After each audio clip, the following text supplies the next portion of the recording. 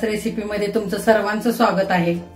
तर महाराष्ट्रातली सर्वात फेमस अशी आपल्याला आज भाकरवडी करायची आहे। तर चला बघूया काय काय साहित्य घ्यायचंय आपल्याला ते।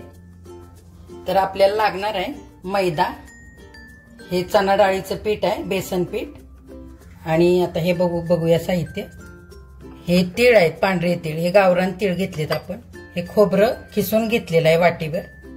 हे धने आहेत, हे बडीशेप घेतले, हे जिरे घेतलेत, हे लाल तिखट आहे, हे साखर घेतले, हे ओवा घेतलाय, आणि हे सुंठ आणि जायफळ अशी पावडर घेतलेली आपण करून। हे मीठ आहे चवीनुसार, आणि हे चिंच गुळाची आपण चटणी करून घेतलेली आहे।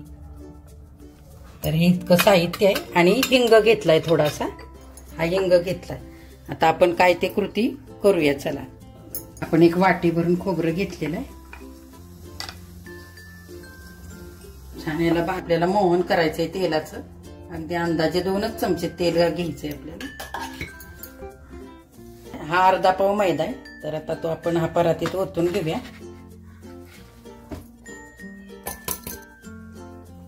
आता हे आपण पीठ घेऊया चणा डाळीचं। हे आपल्याला 4 चमचे पीठ घ्यायचंय, भरून चमचा फुल। आणि आता आपण हा अर्धा चमचा ओवा घेतलाय, तो आपण असा हातावरती घेऊन असा छान क्रश करून याच्यामध्ये टाकून घेऊया, आणि चवीपुरतं मीठ टाकून घेऊ।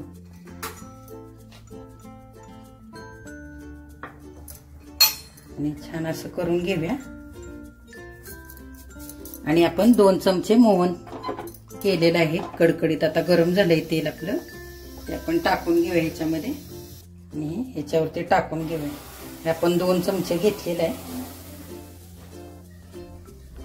आणि आता आपल्याला छान अशी खुसखुशीत ही वडी बनवायची आहे ना, म्हणून हे मोहन असं टाकून घ्यायचं, आणि छान असं सगळ्या पिठाला आपण असं लावून घ्यायचं। आपण हे हाताने चोळून घेऊया छान। हे थोडं थंड झालं की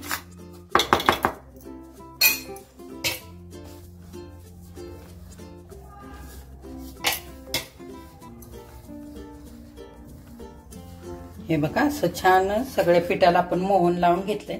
हे बघा, असा मुटका व्हायला पाहिजे असा। हे बघा, असं मोहन व्यवस्थित जर कमी पडलं तर परत थोडंसं तेल घेऊन घालायचंय मोहन, पण असा मुटका व्हायला हवा।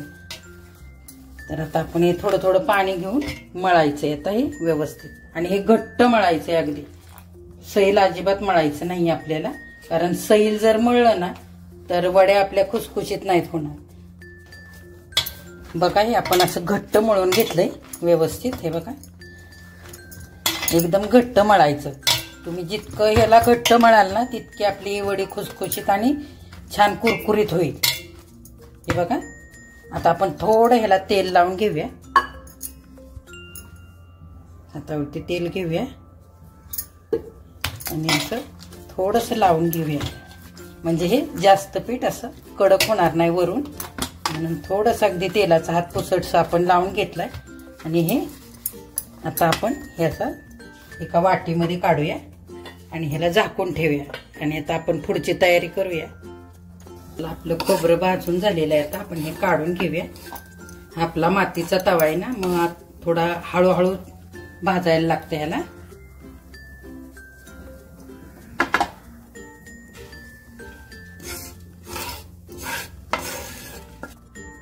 आपण 4 चमचे बडीशेप घेतले, हे पण छान भाजूया, आणि ह्याच्यातच तीळ पण टाकून घेऊ। हे पण 4 चमचे तीळ घेतलेत आपण। आपला हा तवा आता मातीचा आहे ना, आपण थोडं थोडं भाजूया। हे बघा, आपली बडीशेप आणि तीळ हे पण भाजून झाले, आपण हे पण काढून घेऊया। 2 चमचे धने घेतलेत आपण, हे पण छान भाजूया, आणि 1.5 चमचा जिरे हे असं आपण भाजून घेऊया।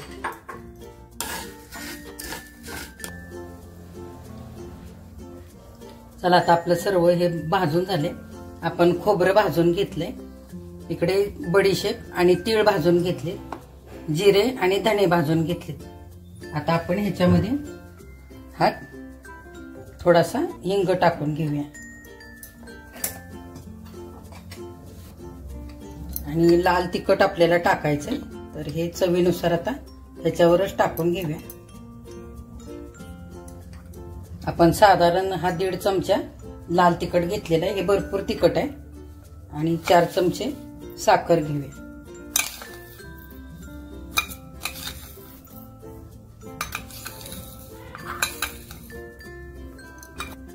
ते सुंठ जायफळ पावडर घेऊया. 1 चमचा घेतली आपण, ह्याच्यातच टाकून घेऊया ही पण. आणि चवीनुसार मीठ घालूया.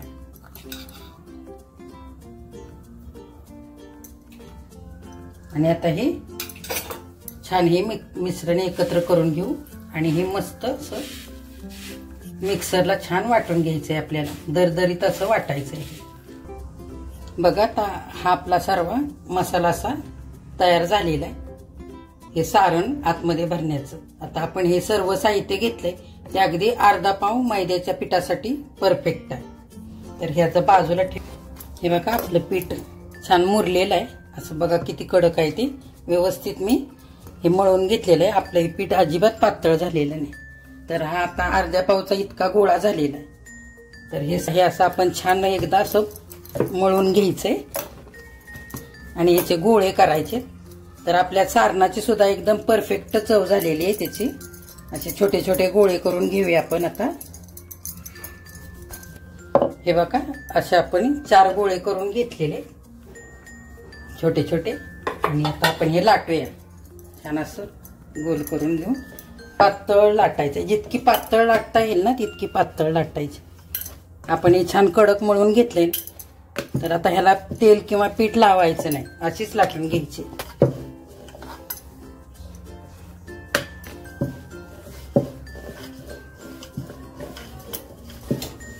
अशी इतकी पातळ अशी लाटून घ्यायची व्यवस्थित. बघा. आणि हे आता चिंचगुळाची चटणी आपण केली ती थोडी अशी लावून घ्यायची. सगळीकडे अशी फिरवून टाकायची व्यवस्थित. ही चटणी मी सांगते तुम्हाला कशी केली ती चिंचगुळाची. मी लिंबा एवढा चिंचेचा गोळा घेतला आणि तेवढंच मी गुळ घेतला. आणि ते गरम पाण्यामध्ये छान उकळून घेतलं 5-10 मिनिटं. आणि ते कुस्करून घेतलं हाताने. त्याच्यामध्ये थोडं लाल तिखट, मीठ, धनेपूड, जिरेपूड हे चवीनुसार टाकून घेतलंय. आणि ही चिंचगुळाची चटणी अशी तयार केली. ही बघा. आणि आता आपण हा मसाला केलाय तो भरून घेऊया सगळं. सगळीकडे असं भरभरून आधी टाकून घ्यायचं आहे व्यवस्थित.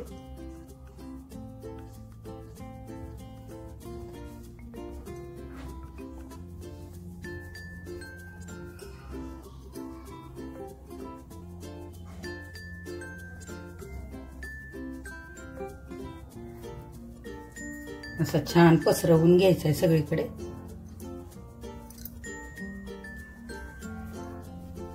झाली आपली ही चटणी पण. आणि वरून आपण हा मसाला पण घातलेला आहे. तर ही मी शेव घेतली, बारीक शेव. ही 0 नंबरची शेव आहे. तर ही पण आपण याच्यावरती टाकून घेऊ. आणि असं अलगद असं वरून आपण हे असं फिरवून घ्यायचंय. म्हणजे व्यवस्थित ह्याच्यासोबत बसून जाईल हे खाली पोळी सोबत. चला ते हे आपण असं गोल गोल असं करून एकदम घेऊया असं व्यवस्थित. आणि हे पण रोल करताना फिट्ट करायचं एकदम.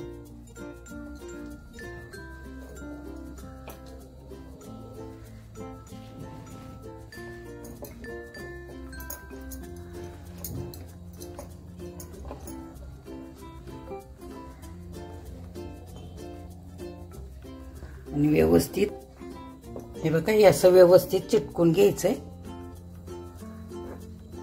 आणि आता हे आता आपण कट करून घेऊया.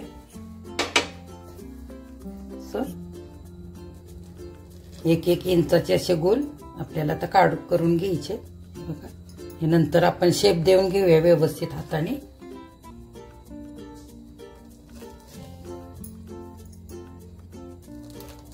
हे बघा हे अशी थोडी दाब द्यायचे. हे बघा आपण हे असं सगळं कापून घेऊन हे असं करून घेणार आहोत. हे बघा किती छान दिसते. तर आधी आपण कापून घेऊया सगळ्या. आता आपण हे व्यवस्थित तेल तापलेले आपण 1-1 करून टाकून घेऊयात. आता आपण 10-15 मिनिटासाठी या वड्या आपण छान अशा सुकवून घेतल्यात. बघा या व्यवस्थित सुकलेले आहेत. थोड्या थोड्या आपण टाकून घेऊन आता तळून घेऊयात.